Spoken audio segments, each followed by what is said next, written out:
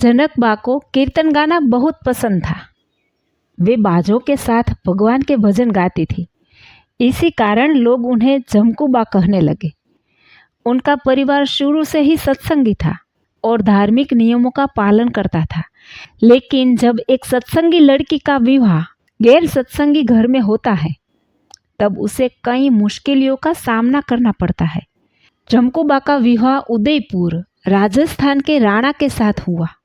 शुरू में उन्हें इस शादी से मना कर दिया था, लेकिन राणा ने जबरदस्ती की। उन्होंने अहमदाबाद की पेशवा सरकार से मिलकर झमकूबा के रिश्तेदारों को झूठे आरोप लगाकर जेल भिजवा दिया। यह बात श्री हरि भगवान स्वामीनारायण को पता चली तो उन्होंने सबको छुड़वाया।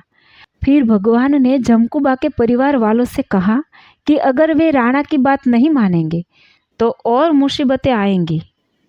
भगवान ने वादा किया कि झमकूबा के धर्म की रक्षा वे खुद करेंगे। इस तरह झमकूबा की शादी उनकी मर्जी के बिना राणा से कर दी गई। राणा के घर में अपवित्र खाना पीना था। झमकूबा को धर्म से हटाने की कोशिशें की गई, लेकिन उन्होंने हार नहीं मानी। उपवास किया, लेकिन गलत चीज़ें नहीं खाई। वे भगवान के ध्यान और जप में लग गई। उन्होंने भगवान से इस मुसीबत से निकालने की प्रार्थना की। एक दिन एक ब्राह्मण स्वामीनारायण मंत्र जाप करता हुआ वहां आया। झमकूबा ने उसे बुलाया और उसकी बातों से वे ध्यान में डूब गई। उन्हें ऐसा लगा जैसे भगवान उन्हें बुला रहे हो। इसके बाद उन्होंने महल को जेल जैसा महसूस किया और भगवान के पास जाने का निश्चय किया। एक रात उन्होंने महल के सारे गहने कपड़े उतार दिए, साड़ियों से रस्सी बनाकर झरोखे से उतर गई और एक पानी के नाले से बाहर निकल गई। वे रात भर नंगे पांव चलती रही। सुबह राणा को पता चला तो उसने सैनिकों को भेजा, लेकिन झमकूबा एक मरे हुए ऊंट के कंकाल में छिप गई।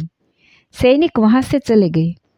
रास्ते में उन्हें एक व्यापारी मिला जिसने उन्हें अपनी पत्नी के साथ रखा, पर झमकूबा को उसकी नीयत सही नहीं लगी, इसीलिए वे रात में चुपचाप वहां से भी निकल गई। अब वे अकेली नहीं थी, भगवान स्वामीनारायण उनके साथ थे। भगवान एक बूढ़े ब्राह्मण के रूप में उनके पास आए और कहा, बेटी कहाँ जा रही हो? उन्होंने कहा, गुजरात जा रही हूँ। ब्राह्मण ने कहा, मैं भी वहीं जा रहा हूँ, मैं तुम्हारा साथी बनूंगा।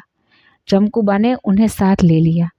कई दिन सफ़र करते हुए जब वे सो रही थी, तब भगवान ने उन्हें चुपचाप कुंडल नदी के किनारे पहुंचा दिया और माचा खाचर को उन्हें लेने भेजा।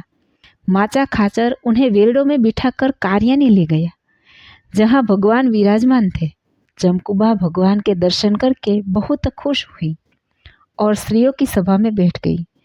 फिर वे भगवान के साथ गढ़पुर गई और पूरी लगन से सेवा करने लगी। बर्तन मांजना, कपड़े धोना, सफाई करना आदि। एक दिन भगवान ने मोटी बा से पूछा, जो महिला सेवा कर रही है, क्या तुम जानती हो वह कौन है? सबने कहा नहीं। तब भगवान ने कहा, यह उदयपुर की रानी है। सबको बहुत आश्चर्य हुआ और सबने उनसे क्षमा मांगी। बाद में भगवान ने उन्हें भूज भेज दिया, जहां वे लाधीबाई के साथ माताजी के रूप में रहने लगी और वहीं अपने जीवन के बाकी दिन बिताए। जय श्री स्वामीनारायण।